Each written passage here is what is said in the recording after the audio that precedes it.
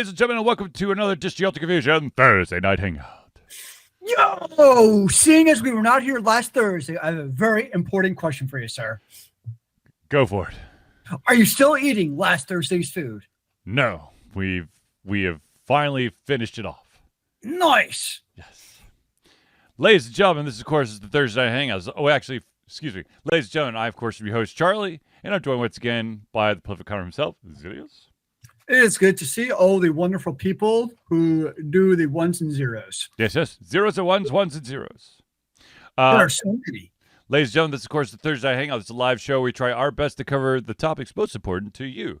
If at any time during the show you have any questions or comments or topics that you would like for us to discuss, please drop it in the chat and we will try to add it to the show. If we do run out of time, we will add it to the very next show. So without further ado, let's start off with a PSA. Ladies and gentlemen, if your state is currently in a runoff election, please go vote. Thank you. Yes, you should vote, do the thing. And, participating in democracy is a good thing. And just for fun, throwing into the chat, if I can find... Wait, where'd the chat window go? I broke my Twitch. It's like an arrow or something on the side. What?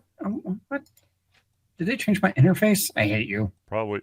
Wait, oh, there it is. I found the arrow. Aha. Ta-da! No, I don't want shield mode shortcut. I don't know what you are. Yeah, it's a brand new feature. And it broke my copy and paste. This is just not going well. Sorry, Zealeus. I'm feeling like being a dweeb. There we go. There you go. The Secretary of State's guide on voting. It's easy. I was in and out on like 10 to 20 minutes on the first day on Monday. I was in line for an hour and 10 minutes on Tuesday. There you go. Anyways. It seems like a wild's very it depends on how many volunteers they have queuing people through and doing the thing. Well, it's really how many volunteers are actually in the state of Georgia, how many volunteers are actually authorizing those little cards that you have to slap into the voting machine. Indeed. Because there was plenty of booths. There's 20 at the Dunwoody Library, but there are only 2 people giving those cards. So at most, there were 4 booths in use. And in the state of Georgia, and if you're in Dunwoody, there's only one thing that you got to do on the ballot. So literally, it's like boop, boop, boop, and then print. For us, the line was there was only one thingamadoodle collecting the papers. So we had plenty of machines with tickets and all that, but there was a line to actually feed your paper and you had to wait. It was it would think about it for a while and then thunk. Okay, now next. That was our holdup. Was one paper collector, ballot collector. I don't know what you actually call it. It's the ballot collector or counter, I should say. Yeah, I guess I actually is technically doing the counting as it collects. All right, ladies and gentlemen, if you are curious and would like to have one of these spiffy hats like I have, you could go over to ultraconfusion.tv/merch right now, and you can go get yourself one, or you can get yourself a vinyl sticker. And oh, by the way, my vinyl sticker is now finally on my car. Oh, you are truly official emissary of Ultra Confusion now. Oh, yeah. Okay, so let's get into the meat of the stories. The first story, it's kind of silly, it's kind of funny, but I want to bring this up anyways. So it turns out that in the beginning, and I think this is, okay, let me preface this. I find it humorous that sometimes when you think that when you create something and you're not like, this is going to be the best thing in the world, when you don't have that mindset, but you create something just for shits and giggles, sometimes that's the thing that takes off. Yep. Case in point, there is a band, or I guess was a band, I don't know, called named Blur. And their song 2, was actually just they just kind of threw random shit together into a song to make fun of punk rock, and it turned out to be probably their biggest hit. But in the video game world, it turns out that Rockstar, once upon a time, at the very beginning of one of their most successful and popular franchises, thought that this would be a one and done thing. They're like, this is silly, this is stupid, it will never catch on. Ladies and gentlemen, the game that was voted less likely to succeed at Rockstar was Grand Theft Auto. And now, look where they are. Now they've grown so much. Who knew? They have survived. They, of course, they created many of them. They survived one hell of a scandal with the hidden game called Hot Coffee, and they keep rolling. Rolling with your stolen auto. Yes. Although there, as the game has evolved, there's a little bit more to it, because like back in the day, it was literally like this kind of top-down view, and you got a little man, and you just would be stealing cars. So it's kind of branched off. I really never got into Grand Theft Auto. I played 3 and maybe 4. I never played San Andreas. It was fun for a while, but to be honest with you, I kind of like Saints Row more, simply because it was like that campy, spoofy. We're making fun of Grand Theft Auto, although that went away and now they're bringing it back. So, but I don't know if it'll be the same. Is anything ever really the same? Life is to change, is it not? Ooh, some deep words from Zealeus, ladies and gentlemen. Some deep words. That's pretty much all I got for tonight. It took a lot out of me. So yeah. I'm trying to think of other games. Final Fantasy was literally Square's last ditch effort. They're like, it's gonna be our final game. We're gonna make it a fantasy game, and then of course now we're at what, 16? It just keeps on finalizing until there's a final fantasy. The finalist fantasy? It's the final last fantasy. Fantasy final. Fantasy final. That's what they're going to do. They're just going to swap the words around and be like, drop mic, walk off stage. Fantasy final. Do you think we'll ever see an end of Final Fantasy series in our lifetime? Ooh. Like new releases? Because correct.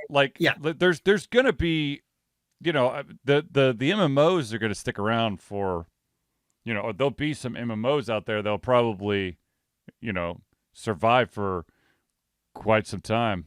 But, I don't know. I honestly think if anything, like the last 5 years has shown that it'll never die. And not necessarily because of new and interesting ideas, but kind of like Hollywood, where it's the continued regurgitation of old franchises and ideas. Right. It would be like, 40 years from now, when it's the PlayStation 18, it's like, we're going to re-release Final Fantasy VII for the 4th time with better immersive graphics. I need the remake Chapter 2. Can we just have that, please? I need it now. So I think they've shown if Square Enix were to go under, then Activision, Blizzard, EA, or somebody would just buy them up and continue making, cannibalize. At least Square Enix has been a good shepherd of the Final Fantasy name. Yeah. But I could easily, let's just say Square Enix goes under and a Activision buys them.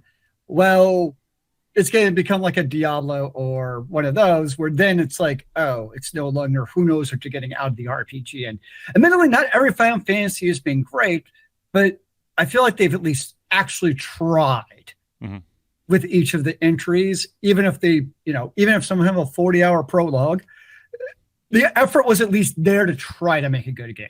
Yeah, touche. Yes, I will concur with that. So, the next bit of news, speaking of sequels, we have the name for the next Indiana Jones movie. Oh. It is The Dial of Destiny. And thanks to the power of CG, Harrison Ford is going to be de-aged through chunks of it. Yippee. There's only one movie coming out in the near future or distant future that I actually want to go see in theaters. Avatar: The Love of Water. For the love of no, let's go with John Wick Chapter 4. Touche. That is a movie that I'll make an afternoon of to go see in the theater. But like, I just have honestly, I have no idea what's coming on the theater. And like, I used to go every weekend. Like, I used to be a theater junkie, really pre-COVID. And believe me, I went. I got in on that with you and your dad. Mm-hmm. You know, that was like our hangout time every weekend. But now it's just like, it's not the same.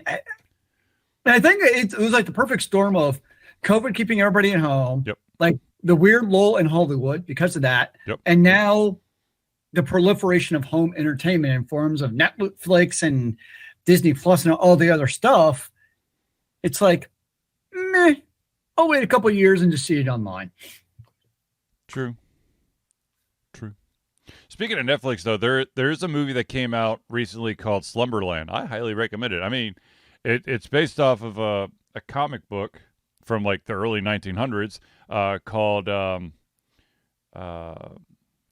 Nemo and the Adventures in Slumberland, which is actually an animated movie from like, I think it was like the late 80s. But it's not the same movie. I mean, it's the same. You've got the same type of characters, but ladies, Jason Momoa is in it, so there's that for you. Though he plays an interesting character. You know, I think I saw the preview for that, and I was like, interesting. It is, and I have to say that one of the twists that you find out during the movie, I kind of had like to face palm because like it's so obvious. How did I not see that? He's been in a couple of. He was in another Netflix movie 2-ish years ago. I don't know what it's called, but it was an action flick. It was pretty good. I really need to move this laptop a little bit closer because I keep walking right off camera. To like Google stuff. It's like too far away. Too far away. Can't barely get there. So close yet so far away. Close. But yeah, I've Indiana Jones, the 5th movie, The Dial of Destiny.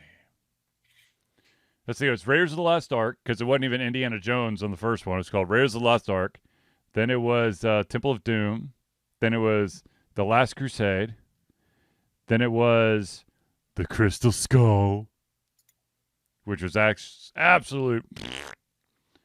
I heard that one's terrible. It is terrible. They bring aliens into the mix.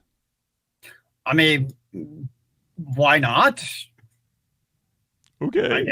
I don't know. I don't know, man. I just work here. No, thank you, please. But what if aliens are real? Then it made sense. I am an alien. Aren't we all technically aliens by existing in this world? Chip says, I love the UGA hat, but prefer the fedora, Zealeus. Well, for this week, I did have to rep UGA for being the SEC East champions. And barring like 100-point blowout and Kirby Smart actually going in like murdering the entire college football playoff committee, they should be in the playoffs. So for this week, I had to give a little bit of representation to my alma mater, the Georgia Bulldogs. There you go. I will just keep repping Ultra Confusion. I wear the hat everywhere. I would be wearing my sweatshirt, but I wore it last night. And I had a basketball game, so it is quite stinky. That's a quality reason not to wear. So I'm wearing my Foo Fighters t-shirt. I appreciate you not stinking up the show, sir. Ah, yes, the smell of vision is something to, smell of vision. All right, so speaking of, sorry, I wrote my notes really fast, and Zealeus is not gonna be able to see this, apparently not a lot of. Oh, there we go. I wrote my notes really fast, and I can't read my own handwriting, so I apologize. I can't read my own handwriting when I write slowly or fastly or medium. That's why I don't use handwriting. I just type. Chip, it is currently men's basketball season in my household, so it is go Winthrop. Though I do have to rep my employer, so go Tech. You made the right football hire. That's all I have to say. Well, one of your teams at least did. I didn't say the other team. I said Tech. Okay. Well, I think Tech made a smart hire, and honestly, making it a more interesting rivalry will be better for everybody. Yes. Okay, so I know this is gonna come as a huge surprise to everyone, but the United Kingdom, England, Britain, whatever you want to call them, there was a brain trust that has finally, through scientific data, come out with results on loot boxes and their impact on children. And do you want to take a wild guess what they found? Please tell us, sir. They found that loot boxes cause financial and emotional harm to children. You don't say. Yes. What a surprise. Yeah. Well, probably hard for their parents as they continue to beg their parents, Daddy, just one more loot box. No, well, they're probably harming their parents because their parents were dumb enough to attach their credit card to that account. Well, yes, that'd be a mistake. Zealeus, of course, has just stated that he has switched from Chrome to Firefox to stream because Chrome is acting really weird. And I got to be honest with you, I don't know what the hell is going on, but if anybody out there is a Crunchyroll member, are you having issues streaming on through a browser? Because, oh my God, I'm getting nailed with random, like, are you a robot checks, like midstream. That's bizarre. And sometimes it'll be like, are you a robot? And then I'll do all the stuff. And then they'll be like, cool. And it'll start loading. And then it'll pop back to the, are you a robot? And it doesn't like your IP address changes or something. I don't know. That's bizarre. This is it's not like it's Wi-Fi. I mean, this is the direct line into the modem. So don't know. I got nothing on that one, sir. No, I got nothing either. But I mean, yes, I'm not surprised that the UK study found that, loot boxes are harmful. I just find it, I mean, I understand that scientific data needs to be validated to like the nth degree, but it's kind of like at this point, unless you live under a rock, but am I a robot? I am not a robot. I'm not a robot. Unless you live under a rock. I mean, by the time most of these scientific studies that are like these like analytical reports come out, most of us are going, no shit, Sherlock. Right? Well, Sherlock had a lot of deduction reasoning skills, and not everyone has that in real life. So sometimes you have to rely on the actual smarty pants who use data and analysis to back that up, even though people decide to just disregard actual facts and studies and form their own opinions because they are an expert in the field of which they don't actually know anything. There you go, I guess. I don't know. Oh, and that's my rant for the day. I forgot to tell you that Harrison Ford had for the new Indiana Jones Dial of Destiny, he has promised that it's not going to suck. Like, great. Oh, well, now I feel much better about not seeing it in theaters. Yay! Yeah, it'll take one hell of a movie to get me into a theater. Yeah. I mean, no. Nope, there's not a movie out there right now. Sorry. Because chances are I could probably pay about the same price as, a thing of a movie ticket, popcorn, and a drink, and I could just own the digital version of the movie. I could go back and watch it a million times if it's awesome, or I could be one and done, or I may not even get through the entire movie and just say F it, because I've done that before too. Haven't we all? Well, maybe we haven't all, but I have. Okay, Zealeus, question for you: Is there a movie that you purchased but you have yet to actually watch? Oh, good Lord. I haven't purchased a movie in 20 years. That's bullshit.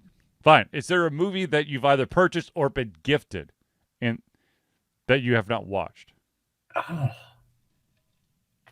The answer for me, ladies and gentlemen, is yes. I have several. I don't know. I've got like 7 of them. Like, I don't even know where the movies I own are right now. I think I actually gave them all to Goodwill. All the Blu-rays? I don't own any Blu-rays. DVDs? VHSs? DVDs, because I haven't played like a DVD in my DVD player. You still have a DVD player? For about another week. I'm swapping up. I got a new computer case. So my old chunky, like huge behemoth. tower. Yeah, my behemoth is being swapped out. And basically any case you buy nowadays does not have peripheral slots for obvious reasons because they're not really needed. What? I can't put my zip disk drive in the next box I buy? You'll have to hook it up to the 3.5 SATA drive, sir. And then drill a hole in the side of your case to feed the wire. No. But yes, my actual old chunky computer case does have a DVD. Actually, my PS5 actually has a disc player, so I could actually use that to play DVDs. I do want to point out that there was one person that tuned into my live stream for Extra Life who was saddened by the fact that Zealeus's chunky PC case did not make an appearance during this past Extra live stream. Who is that? Excuse me. My sister. Oh. You say, what? He's making you do it all by your lonesome? Well, I think last time when I actually brought my PS5 last time. Yep, you did. This is true. All right, so question for you, Zealeus. We've talked about this many times before, but I swear to God, I feel like this is... Wait, hold on. What movie have you not watched that you own? The second and third... No. The second Boondock Saints. Really? Yep. And oh crap! I have to. I could see the box in my head, but because I know the rapper's still on it, but I can't remember the name off the top of my head. It's a sci-fi movie. Oh, Ready Player One. No, Ready Player One. Really? Oh, and Ender's Game. Damn it. Ready Player One was actually, I enjoyed the movie. I was just so fearful, with like all of the brand stuff that they did in the book, how they would be able to do it in the movie. But I'm going to sit down and watch it soonish. And I definitely did not watch Ender's Game. It's a good book. It's a great book. Fine, it's a great book. There you go. That's the spirit. Great. All right. What's your question, sir? Okay, so I swear that I feel like there is a lot of this going on with online games, and that is the crossover. So you have, you've got a game, be it Smite, Lost Ark, Paladins, Apex Legend, insert other online game here, and then they do a crossover where they basically give you a bunch of skins or characters from another game. Yep. Are you cool with that? Are you down with that? I don't have a problem with it. I mean, it screams money grab to me. Yeah, but sure. I don't have a problem with it. What I actually prefer over those are seasonal events, like Halloween themed, Christmas themed, like Easter themed, like those type of thematic events. Mm-hmm. And like usually the MMOs or online games, I actually much prefer those.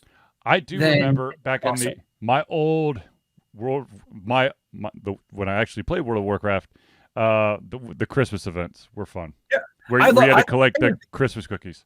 Yeah, so those are my favorite personally. Crossover events, they're really interesting to people, which I get, and that's great. Yeah. But for me, they just don't hold a whole lot of appeal, or more to the point, purchasing interest. Because, I mean, that's why they do it. Because, you know, if you're doing a Witcher crossover in Smite, I don't know if that exists. The other three want you to buy Geralt as one of your gods to play in Smite. Well, it would just be a Geralt skin over one of their existing gods. There you go. That's what they want you to do. The first time I saw Smite do a crossover, I got so excited, like, oh my god, this is gonna be amazing. It's like, yeah, it looks like the character from Teenage Mutant Ninja Turtles or Avatar: The Last Airbender, but it's actually just a skin on top of one of the existing gods. It's not like they're adding that character, which would be so much work to actually like put Donatello, Raphael, Michelangelo, and Leonardo in there, and then have to come up with, you know, their skills, their powers, and stuff. So tangentially, actually related to your question, it's one of the FPSs new out. I don't remember which one it is, but they do the like Founders Pack deal, right? Well, the deal with one of the skins is it's a really dark colored skin, which means everybody wants that skin though, because in these maps, it's really giving these players a tactical advantage by basically stand out as much. Yeah, like literally, it's like camouflage if you have this exclusive skin. So I'm like, okay, that's like, again, I don't have a problem with crossover skins, but if it's a skin like that gives a player an actual tactical advantage where it's supposed to be purely skill based, then I'm like, oof. Or like, it's going to actually be interesting. Where I know we've talked about Overwatch 2 in the Battle Pass a couple of times. Yep. But now with the next season coming, so Blizzard has a long and short history of totally overtuning newer released heroes. It's like a tried and true tradition of them. But it used to always be that all the characters were available, so while it could suck, it wasn't like the end of the world. Right. But now, with the second season coming up, they have a new hero. I know it's not DPS, so it's either tank or support, who's probably going to be totally overpowered, but it's locked behind the Battle Pass. Yes, because there'll be what do you call it?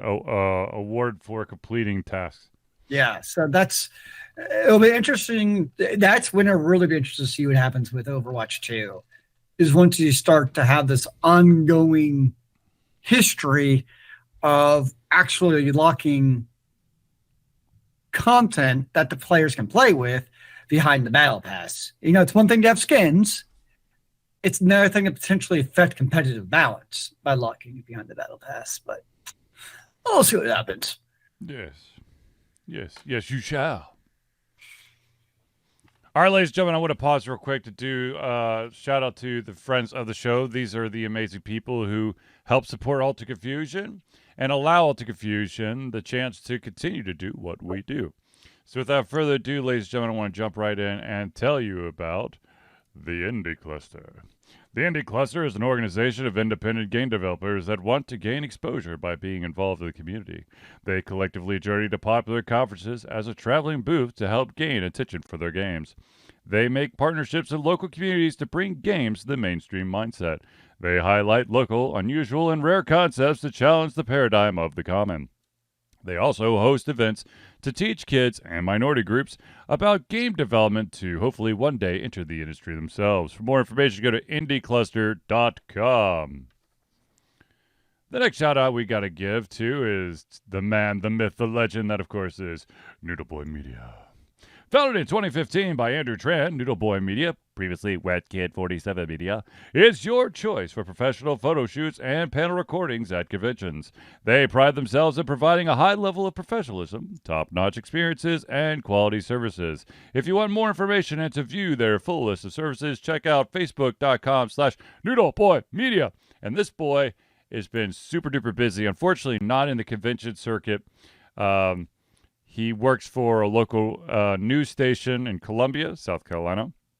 But hopefully, Noodle Boy Media and Alter Confusion will be able to hang out at a convention in the very, very near future. Nice. The next shout out I got to give is to a gentleman who is actually at my house today. That, of course, is Hero Chiropractic. Hero Chiropractic's unique healthcare practice set up by Ryan Moore. The company's focus to elevate a patient's experience of freedom, creative expression, and joy. They believe that everyone can be a hero and has incredible heroic potential inside themselves waiting to be unleashed. Hero Chiropractic focuses on mobile chiropractic care in the greater Atlanta area. They are committed to healing clients by creating a plan of action uniquely suited for each person. They make that plan of action as convenient and affordable as possible and, most importantly, suited to your individual needs. For more information, go to www.herochiropractic.com. Yeah! Now, the next shout-out we got to give is to the music maestro himself.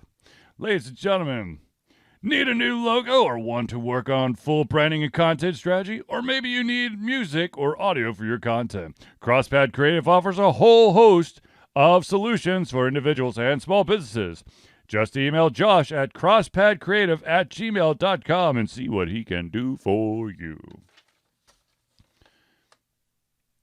And the final shout out we got to give is to probably the first guy who was a patron of Alter Confusion. That, of course, is Agile Axiom.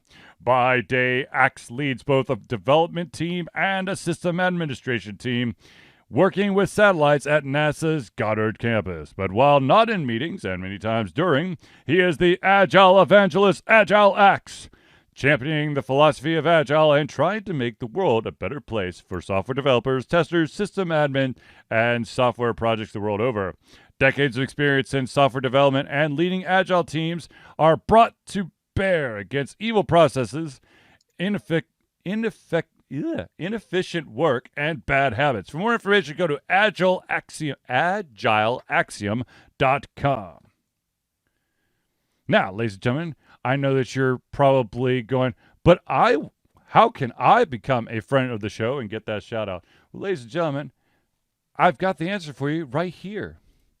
Ladies and gentlemen, Alter Confusion survives on the love and support of fans like you, and so we have a Patreon page.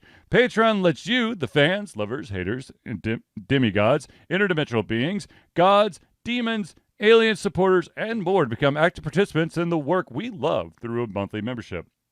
This gives you access to exclusive content, community, and insight into our creative process. In exchange, we gain a bit more freedom to do our best work and the stability we need to build an even stronger creative career. We currently have 2 levels or tiers that you can become a patron on. The first one is $1 a month or $12 a year. And what that will get you is early access to all the playthroughs, which the current playthrough is Voodoo Detective. Very interesting game. And of course, the ability to participate in patron-only posts and polls to help Alter Confusion's future. Now, if you're feeling a little spicy and frisky, we have the $5 tier. That's $5 a month or $60 a year. Not only do you get everything at the $1 tier, but you also have your name or organization added to our thank you section of every single Thursday night hangout. So if you're interested, go to Patreon. Patreon. That's patreon.com/alteredconfusion. I apologize, ladies and gentlemen, if I'm getting a little tongue-tied. It's been a very long week, and so my brain is kind of off and on right now for some weird-ass reason.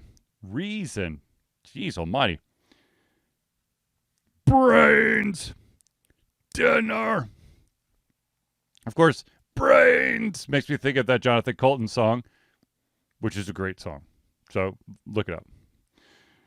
Okay. So let's talk about something that's making a little bit of a shockwave, and that is that there is a humongous Smash Brothers tournament that really, really, super duper duper close to it actually happening, is being shut down. This tournament, which it's an annual tournament, it's been around for a bit. It's was supposed to happen December 9th through the 11th and had a prize pool of $2,500,000, had sponsors, had venue space, had everything. And without any warning, the night before Thanksgiving, Nintendo said, you can't do it. Now, it's not a Thanksgiving gift. Yeah, I'm not really thankful for that. So depending on which side you are, you're looking at it from, Smash World Tour, that's the name of the event, basically said that they were under the impression that they had been working in good faith with Nintendo to be able to get Nintendo's blessing to do this humongous event. Like I said, it had sponsors, it had venue space, it had all this stuff, and they felt that they were going to they were building up to this, huzzah type of event. Okay, so Thanksgiving, for anybody out there who may not be in the US, was last week. And that basically, so the 9th through the 11th of December is next Friday. So a week from Friday. So they basically gave them just a little less than 2 weeks notice that they can't put this event on. Oof. Which, as I personally know an event planner, because I'm married to her, would probably cause her to go on the warpath, and I don't know what's going on with those guys, and then all those sponsors and the venue and all that stuff, because it's probably too late. I mean, the amount of money that's lost because of this. Oh, they definitely lost money on it. Yes. Oh yeah, no. I mean, but the sheer volume of money that that's going to be lost and cannot be recuperated is going to be nuts. Now,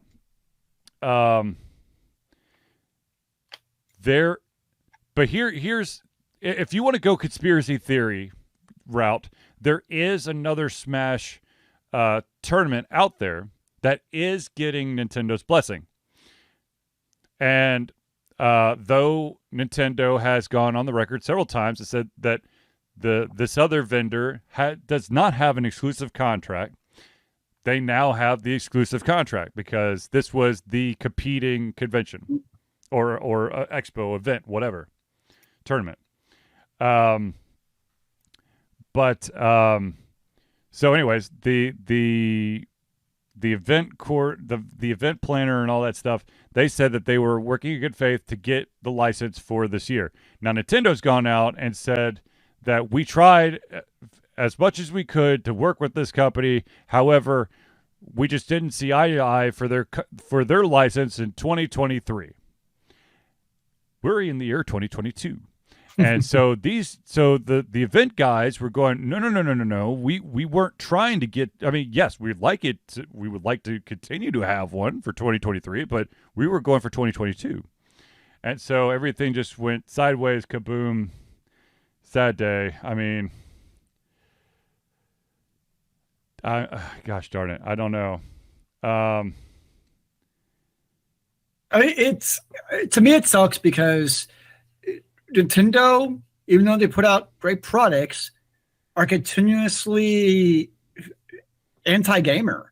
I mean, really, in how they come out, and regardless of whether or not they're legally in the right, that really doesn't sway me one way or the other. But like, this is something that if anything, to me at least, grows your brand and like is a good thing for the gaming community. So it's like it's stuff like this where basically the companies basically hold the consumer by the balls and there's nothing you can do about it. It kind of sucks to me. And I mean, I know it's been this way, but it's a further encapsulation of we no longer own anything. And it's purely what are we allowed to do basically at a corporation's allowance. Right. And it's just that continuing trend in everything. So it's kind of like, oof. And that's where it sucks, is it's so anti-gamer and consumer because we have really no recourse or way to combat it, basically. Right. I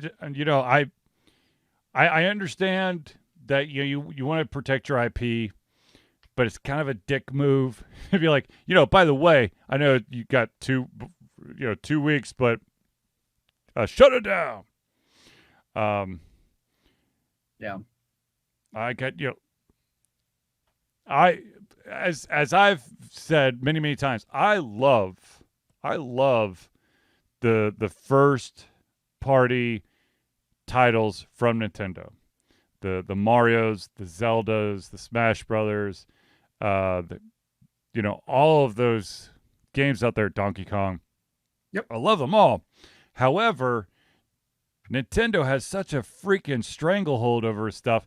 It's I think for me the big one was the fan project Hero of Time, where you had these people who made a really, really good effort in trying to get you a fan-fic movie for Zelda, and then again shut down. I mean, that I understand you that you don't want people to make money off your IP, but it just sucks when you see how passionate these fans are, and for them to have like no wiggle room whatsoever. I think that's something that's hard because it's like there's no balance between the consumer and, in this case, Nintendo. Like there's no, it's purely take by Nintendo. There's like no give. Yeah, you are on the reverse. Yeah, you are allowed the ability to enjoy our IP in basically in this box that we will put you in. Yep. But you're like, I'm still waiting for them to come to like Dragon Con and shut it down because of all the illicit IP there. Well, I'm just waiting for them to start, trying to go after like the big name cosplayers, saying no, you can't do that. You can't be Princess Zelda or Link or Ganon or Mario or Luigi or Toad or Princess. I'm just waiting for that freaking shoe to fall at this point, because it's going to happen at some point. Nintendo's already in its own world, and it's worked out for them and the with the Wii and now the Nintendo Switch. But in some regards, my God, dude, just whatever. Well, the hard part too, like let's just say they came down on a cosplayer. Yep. Like it's not like this cosplayer is going to have the resources to fight that either. Yeah, exactly. So, like with the way the system is set up, you basically have no recourse to fight that in court. Yep. So what are you going to do? You have to shut it down. Well, it's my cosplay of Link was actually, it's not Link, it's an elvish swordsman with a green cap. It's Canil. Yeah, Canil. No, it's forest green. It's Zinc, okay? That's his name, is Zinc, damn it. It's not Link, it's Zinc. No, the Zelda is a she and the Link is a he. Ha-ha! Anyway, so I mean, I feel for these guys. I I mean, the promoters are on the line for everything. I don't know. That's I don't even want to begin to think of how they're going to be. I mean, they're got to take some freaking loans out to pay all the shit back. Yeah, because they're expecting to recoup that cost from the people attending and all that stuff, and now they're going to be out, unfortunately, a pretty good chunk of change. And you probably have people who already have like flights and other stuff associated with that now that they also can't get back. Yep, hotel stay and all that jazz. Oh yeah, it all around is kind of crappy. Yes. Speaking of crappy, there was a study, or I guess a report done, that basically, okay, I'm going to use this math terminology, and I still don't truly understand it, but it's the median earning for independent games. What do you think? Median, basically, what is the average amount of money lifetime that an indie game will make on Steam? That an indie game will make? Yes, that an indie game will make on Steam. What is the average? Okay, here's the question, though. Are we considering like the shovelware, of which there's thousands, that probably make like $10? You know what I'm saying? Yes. Is that including anything that is considered indie game on the Steam platform? I would say if we're including those, I'd say $50,000. If only, my friend. 10,000? 1,000. But again, I think that's because you have so much shovelware that probably makes like $10 because it's Flappy Bird's version 47. Right. And also, I do want to point this out to anybody who is thinking about creating an indie game. That number, I hope, does not scare you away, because one, there's no way in hell that an indie developer can survive on a single platform. Okay? Yeah. You can't do it. So you're probably going to have your game on Steam, on GOG, on Epic, any platform that you could submit it to that will accept it. You've probably got it there. Okay? So you're trying to recoup it that way. And chances are you're probably going to put it on additional like console platforms, or maybe if you can swing it, the Google Play Store or the iTunes Store, whatever, the App Store. And just to give you context, I'm going to put this in check. This is interesting. Yep. Is the number of annual Steam games released per a year. 2021, 10,000 games. Yep.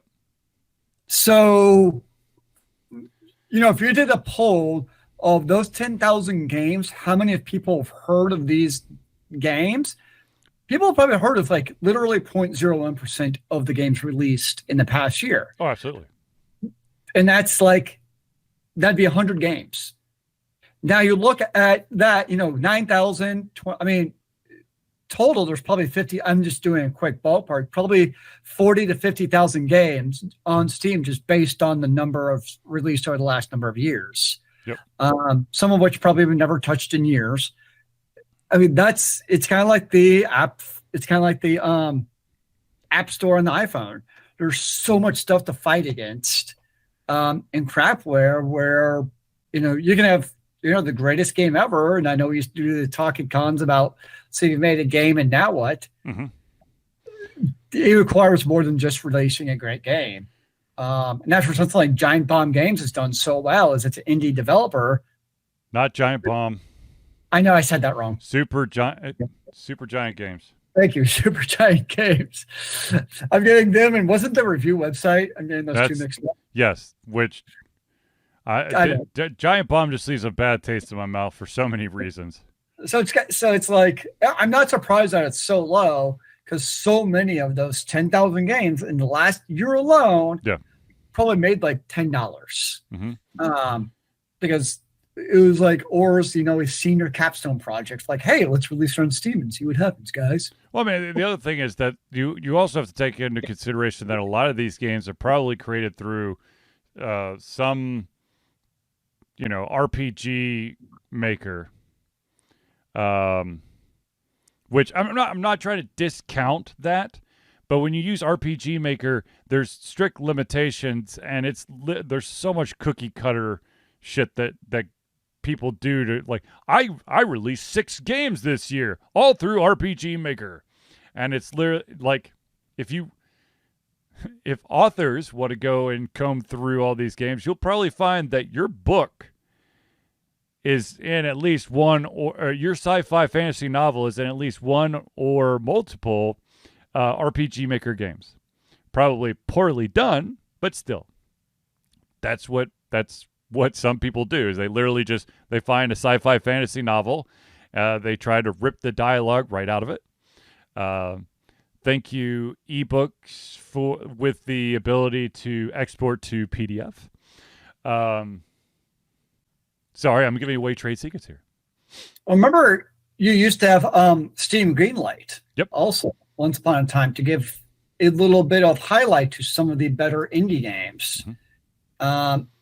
You no longer have that. So literally anyone can just throw your game on Steam and just kind of see what sticks today. And to be totally honest with you, and I was listening to a comedian just the other day, and this is true across anything. Success, you could say, oh, I've got all these amazing skills, I'm so, for him, it's like, I'm so funny, I reach a specific demographic. He's like, I'm not going to bullshit you. It's luck. It's absolute luck. He's like, I could be the best comedian known to man, but if if certain things didn't fall in my favor, no one would know of me. And unfortunately, that's the same about actors and movies and books and video games and insert other creative project here. Well, it's also, who do you know? I mean, that makes such a huge difference too, of getting the right connections. Does make it easier. Well, I'd argue in something, especially like in the acting industry, that's all about who you know. In terms of getting your movie role. For instance, I'd say video games, who do you know in advertising or publishing to get onto a publisher who's going to be able to make your game more relevant and seen on Steam? I mean, those type of things are huge. How are we going to get onto that front page of the Apple App Store and not just someone at the bottom where nobody's going to see it? So those type of connections in the video game industry, that is so huge. It's. Now, I'm glad I'm not a video game developer. Now, I'm freaking gambling. Any time you create something and you release it into the wild, you're gambling. But I do. Once again, Zealeus is right. It really helps to know people to help push your product, your agenda, whatever. But that's not to say that it's impossible if you are brand new to being an artist or an author or a developer, that you can't have lightning strike. I mean, you could, for example, let's say you wanted to be an actor or a voice actor. If you have you might be doing a live show every Thursday night, and by chance some big name influencer catches wind of it, and then they talk about it, and the next thing it blows up. I mean, this is basically the classic Indeed commercial. It's the app or website that you could go to find qualified candidates. Jenny was a coffee maker. She brews her own beans for coffee, and then a big name, chef celebrity said, "Oh my God, Jenny's coffee beans are amazing," and next thing you know, it's skyrocketing. That's how it happens. Well, I think of video games, I do think there's a bit of having a good game with advertising. Yes. I think is key. So, for instance, the game I saw on Facebook that I'm totally getting is called Against the Storm. Mm-hmm. It's a city builder, but everything you read about it, it's amazing. And all the reviews and everything, it look like they're real, not just paid. And so you see stuff like that. So there are definitely good games that come out but it's also kind of like finding those is not always easy. Sometimes you just get lucky and see the right advertisement for it. Yep. So that's why I like, sometimes some games like that, like, come on, like, let these rise to the top. And that's where I miss something like the Steam Greenlight, where it's kind of like a curation of these indie games because of the other 9,000. Crap, I just knocked over my beer. Zealeus, as Zealeus goes to clean up his beer, I'll just say that there are certain things that are trying to help indies, especially on Steam. You have your your discovery list, but once again, as Zealeus stated, there's like 10,000 games out there, so the likelihood of your game, enough people actually utilizing that discovery list and catching your game is very low. However, once again, you got to put yourself out there. Go to conventions. Send a copy to an influencer. See what happens. Most influencers will giggle and laugh and probably throw it in the trash. But some might actually be like, well, what the hell, I'm bored. Or let's see how bad it is, and then I'll live stream about it. No, I'll TikTok about it. And then we'll just go on with our lives. And then next thing you know, you have Flappy Birds. Or Braid, and you can cause Jonathan Blow to blow his gasket because you're not playing my game the right way. Ladies and gentlemen, I'm here to tell you that no two people in the world will ever truly, completely view a creation the exact same way. If they do, one of them's getting paid. But it is a little bit sad that the average amount made over the lifetime of the game. That's the important thing. It's not like the initial 6 months that it's on. It's the lifetime of the game. So it could be several years, and you might break a cool grand. But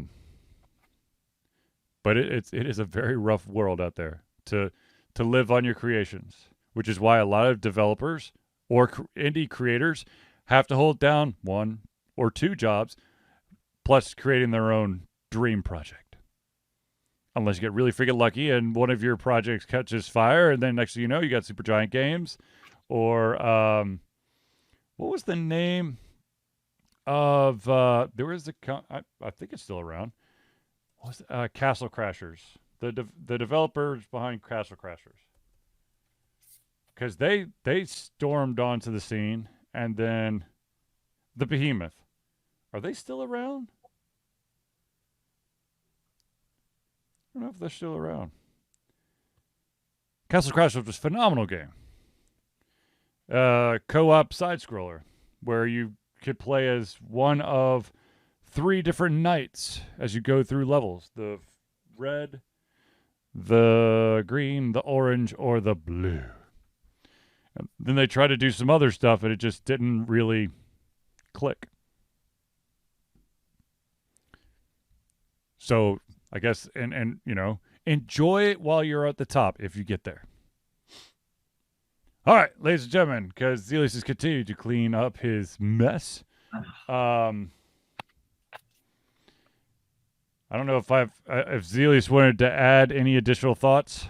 See, kids, this is why you shouldn't drink and podcast. See, kids, this is why you always have a lid on your drink. I forgot my lid for my glass drink, but you are correct. I would not disagree with that. Or just don't be a klutz like me. That's always a winning combination. Touche. But yeah, if, ladies and gentlemen, if you have a creation that you're passionate about, you can always send it Alter Confusion's way via any of our social media stuff. But if it is a physical product, we do have a mailing address that you can send it to, and that is 1551 Dunwoody, that's Dunwoody, Village Parkway. The next part is super important if you actually want us to see it and show it off on our show. It's the P.O. Box number 88276. The city, again, is Dunwoody, Dunwody, Georgia 30338.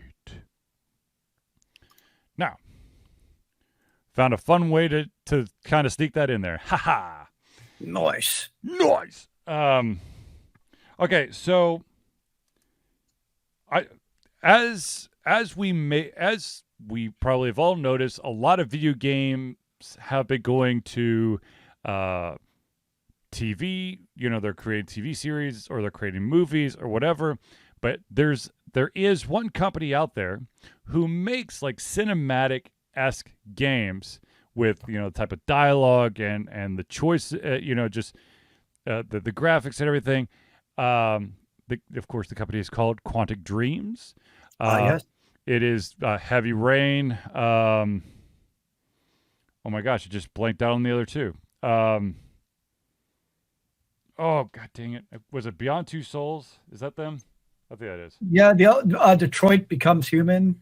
That's it. Anyways, they came out recently because everyone's like, okay, dude, like serious, yeah, Detroit Become Human, Heavy Rain, Beyond Two Soul. They're like, look, I'm surprised that you haven't created like a TV show or a movie with the kind of scripts and stuff you got. And they came out and they've basically said, we have no interest in doing that. We just want to make the games. We don't want to see our games made into TV shows. But to be honest with you, the experience is like a TV or a movie. I mean, it really is. And it's a movie that evolves every single time you play because this company... A game like that doesn't seem like it serves a whole lot of purpose of creating a video game because kind of like as you put it, you already are in basically almost a video game. I mean, hell... you're already almost in a movie playing that video game. Right. I mean, in Heavy Rain, you have 5 characters. And at any point during that game, one of those characters could die. But the game continues. It's not like you retry for the last save. That's not how the game works. It just keeps going, but without that character. So it really is your choose your own adventure where choices 100% matter. And it's just bravo for them. I mean, I understand it. I would assume there is a shit ton of pressure on them, and I think they're no longer by themselves. They're owned by another company at this point, I think. Is it Sony? Did Sony buy them? Who bought them? Well, I also feel like at least the most recent anime translations from the video games to the anime have been pretty much fantastic, really. Over the last couple of years with all the Netflix stuff. I mean, so I can understand not wanting your movie to be made into a U-ball piece of crap movie. That I totally understand. But I feel like what they've been doing with Netflix lately, it probably allow them to say better and more closely to the source material where the actual good story comes from. Mm-hmm. That definitely helps. Yeah. No, Quantic Dreams is now owned by NetEase. NetEase, really? Yep. Wow. They apparently had several suitors, but they chose NetEase's proposal because it would allow them to basically operate as normal instead of having to truly adhere to other rules and regulations. Interesting. Just with more funding. Yeah.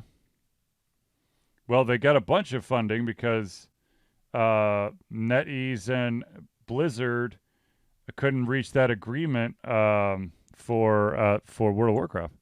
I saw that. Yes. So gotta spend that money somewhere. Exactly. Might as well spend it on me. Wait, what? Huh? Spend the money on me? I think you're onto something. Interesting. Perhaps finance all to confusion. But anyways, but yeah, good for them. I mean,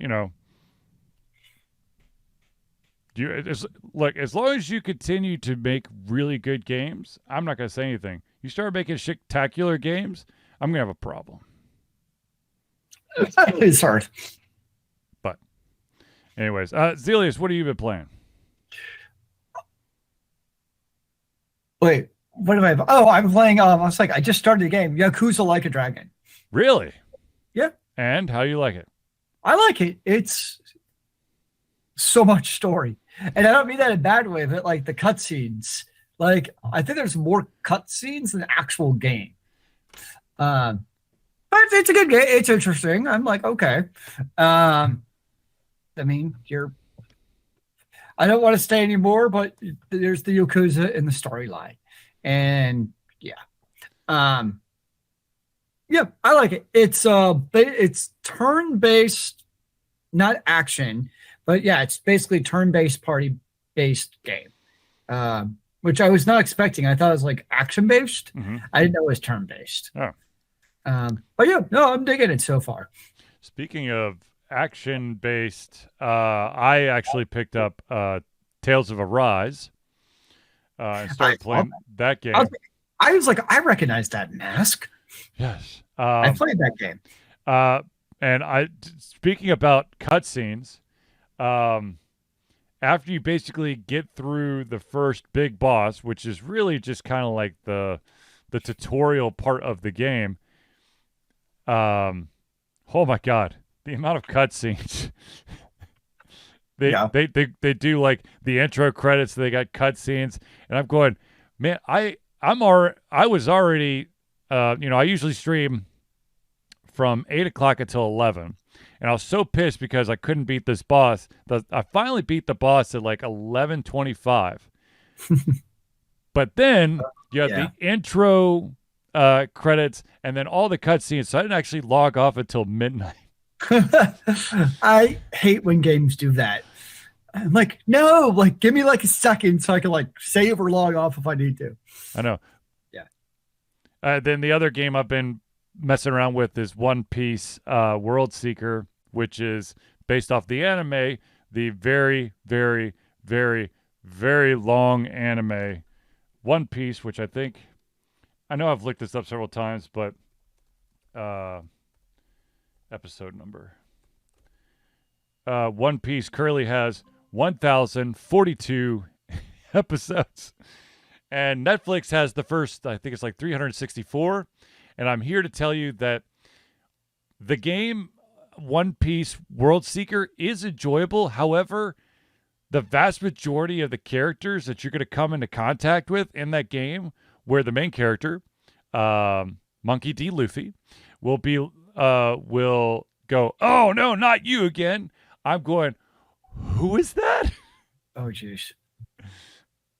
I mean, as you play, they kind of give you some more background, but at the same time, I'm going, I don't know who that is. How did Luffy get that scar?